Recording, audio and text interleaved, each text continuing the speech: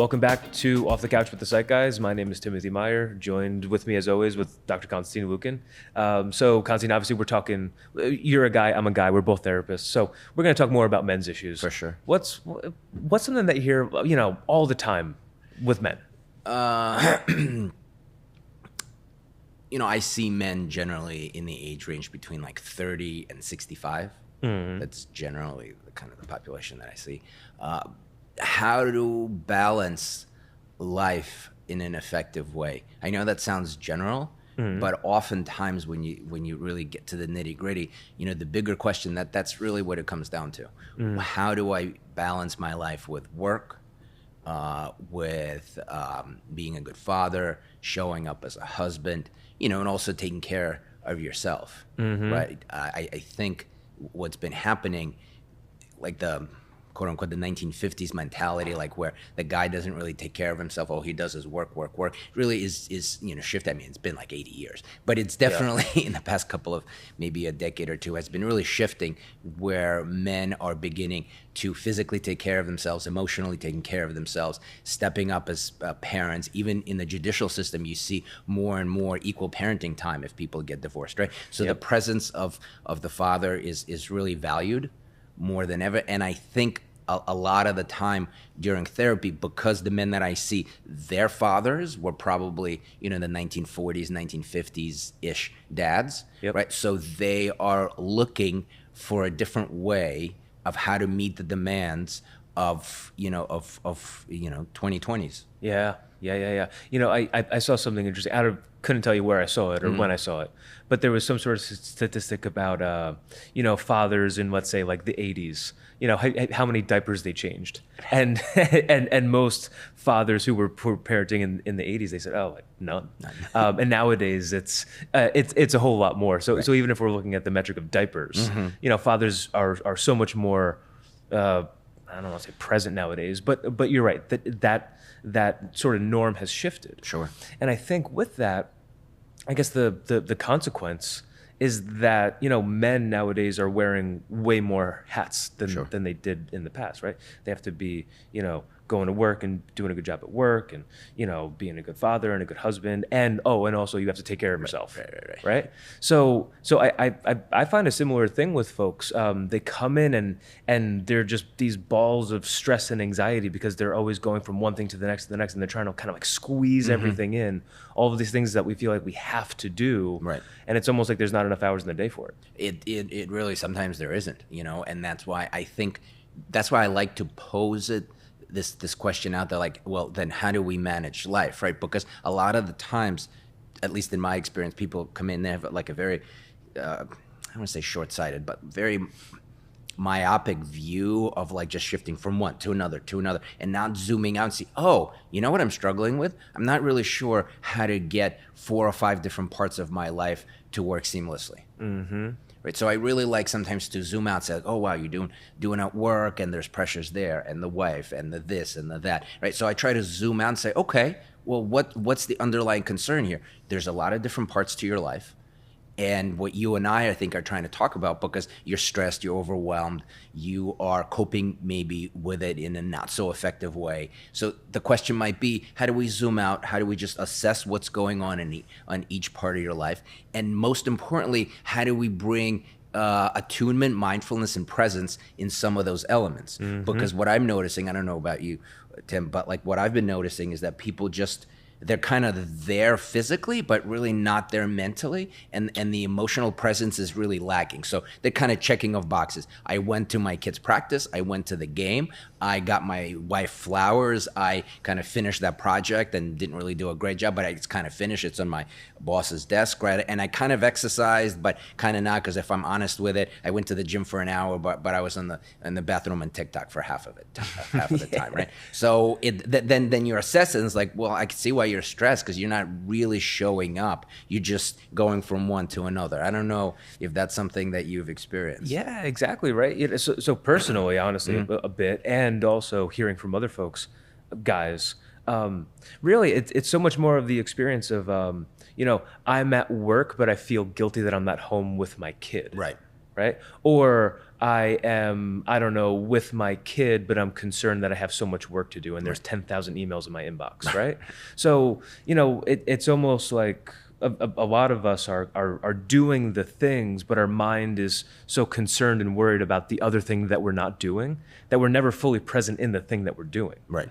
Right. And I think that just leads to like an overall lack of effectiveness in each of the things that we're doing. And then that leads us to feel completely unfulfilled with it. You know what I mean? I hear you. I like that word, unfulfilled, because then you're present, but you're really not present. And then and everybody's feeling it. Let's say if you're with your kid, but you're on your phone or you're worrying about your job, the kid is feeling you're not really there. The job really isn't benefiting because you're not really doing anything. You're just worrying about it. Yeah. So then and then you're stressed because you're kind of like nowhere. Exactly. And so it's all of these competing priorities that we're thinking about at the wrong times that raise stress and just decrease efficiency, right? So maybe there's just the easiest way to think about it is, let's say if you're able to cut out an hour for the gym, great. But during your hour in the gym, your phone's constantly buzzing and you're answering texts and emails. Well, that workout is going to be like crap, right? Whereas, I don't know, if you're able to put your phone on Do Not Disturb for an hour and you really get like a heck of a workout in and you work your tail off and blah, blah, blah, you feel really good about yourself, then you go take a shower, okay. And then you're in work mode, right? You're not worried about your crummy workout, for example. And that's like the cheesiest, smallest example. But still. But I think that's a huge concept and a really important concept. And I think you're right. We have to zoom out. Right. And we have to see that all of these things are there and be a little bit more intentional about how we're organizing ourselves and how present and mindful we are when we're doing the thing that we're doing. 100%. And that really, one thing that really comes to my mind is psychological boundaries. That really comes to mind because in a way, I'm sure a lot of listeners go, yeah, that's great. That's a great theory, but how do you do that in practice? Well, in practice, you literally, to me, you're mindful about setting the boundaries, like from, 7 to 8 in the morning, that's your gym time. It doesn't happen just like that. It needs to be reminded constantly and consistently, right? Boundaries isn't something that you can just kind of will into being. It's literally practice. It's really, you establish the boundaries by kind of, I think what you were talking about is just to be able to put away your phone, like literally leave it in the locker, or our phones which keep on beeping, right? Like just leave it there. That already helps with that. It doesn't guarantee it, but it helps with that. Yep. Another common thing that I would imagine a lot of dads can relate to is if you have 1, 2, 3 kids or whatever the case may be, they have practices all the time, right? Like if they're in sports or whatever it is that they're doing, and there's always this, I don't want to say expectation, but there's a sense, there's a lot of dads showing up there. And then what I've seen when I go from time to time, and I don't go very often, and I'll get to the reason why, is because I notice a lot of dads are kind of there, but they're on their phones, and it's really taking away from being present and watching your kid actually do the thing. So I know I have kids, and they're in different sports, and I don't really show up to the practice that often. I go to the games, but when I'm in the game or present at the game, I'm watching. Right, yep. I can actually talk to my kid about, I saw you did that great save, or that was a great pass, or great tackle, whatever the case may be. Because I'm present, then we're really connecting. Because what I hear some of the times when I see other dads on the phone is that the kid would say like, "Oh, did you see me do X, Y, and Z?" And oftentimes the parent lies. Yeah.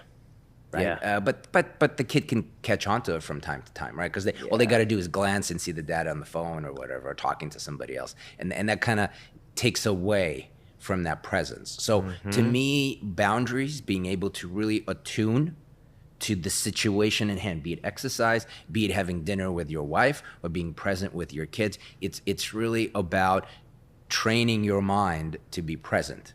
Yeah. It's difficult, but if you could zoom out and see it that way, I think that could be helpful, rather than kind of living into your demands, and then all you're doing, you're checking the boxes. You're growing resentful, right? Because it's kind of not where you want to be, right? If you're with your kid, but you're thinking about work, then by definition, that's not where you want to be, right? You want to be in your thoughts managing a problem. Yep. And, it's also well-intentioned too, For sure. It's just, like we're really just trying to like do our best, and we think that we're doing our best. So we're like, oh, like man, like I gotta answer this phone call, I have to do this email, I have to do this and that, the other thing, and you're kind of trying to be present in the game, but you're right. So it comes from a good place of trying to juggle all of these things, but just the way that people normally go about it, it just leads to being so ineffective. And you know, in the car on the ride home, it's like, oh, like did you see that pass that I made? Oh yeah, it was great, you know. And so rather than going about it that way, what we're saying is take a step back and be intentional about it. You know, say I'm purposefully not going to go to X number of things, and that's okay. I don't need to feel guilty about it because I'm prioritizing this other very important thing. And so when I am, let's say, at the game or at the practice, I'm going to be fully present and aware, right? So really taking the time to kind of like zoom out and like check the schedule. Sometimes it could be as simple as that. I think it could pay dividends long term. For sure. And I really like kind of what you said, because that's my suggestion quite frequently. Hold on a second. There's like your schedule is booked from 6 a.m. to like 11 o'clock at night. Like I think we need to rearrange certain things. You don't necessarily have to be in all these places.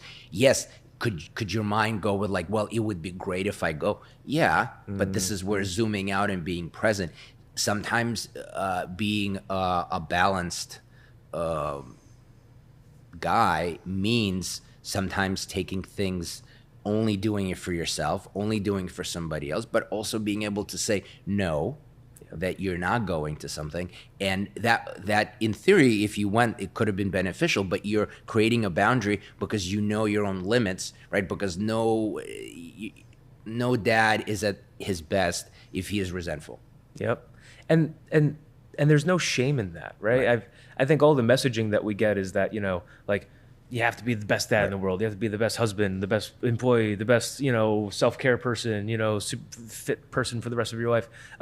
There's absolutely no shame in not being perfect in all of these things. And it's impossible to be perfect in all of them.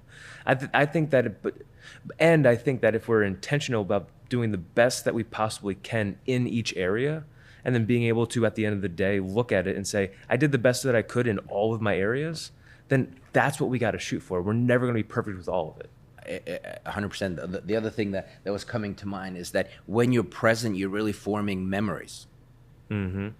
Right? Mm-hmm. When you're not really present, it's kind of like asking, well, what did you have for breakfast 3 weeks ago, right? Like it probably don't remember, right? But if you're present and mindful and attuned, that's where you create memories. So that's where you create memories for yourself, and that's where you create memories for the people that you're with. Yeah. And I think just, again, I hate to think of it in a transactional sort of way, but that's going to get you a lot more for your participation, right? Because your kid can say, wow, when my dad came, he was fully into it. Yeah. Or when my husband showed up and did X, Y, and Z, he was really, really focused on me and my needs, right? Like, that's really going to get you a lot more than just checking boxes. Yes, I went to the practice. Yes, I got flowers. Yes, I made dinner reservations, right? Then it's really, you're not going to get as much for it. And then you're going to be stressed anyway. So to me, it's got lose-lose. Yeah. It's less quality and more stress. Exactly. And really, the whole idea is like to focus on the quality, not the quantity. You don't have to do everything.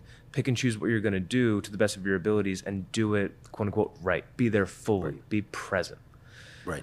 100%. And that's sort of that to me, in a nutshell, a lot of the things that when you boil down to it, especially when I see men individually, is exactly that. Mm-hmm. Is exactly that. How do I choose the things that I want to do and that I have the most benefit for myself and others, the people that I love, right? Like that to me, that's the fundamental question that a lot of men struggle with. And if you're some of the listeners out there, if you're noticing that that's something that's happening for you, hopefully this conversation was helpful to you, again, because the idea is to zoom out, to create choice so that you can be present in your life in the moments that you're really spending with the people that you love, rather than just checking boxes, which is unfortunately a thing that I feel like a lot of guys fall into.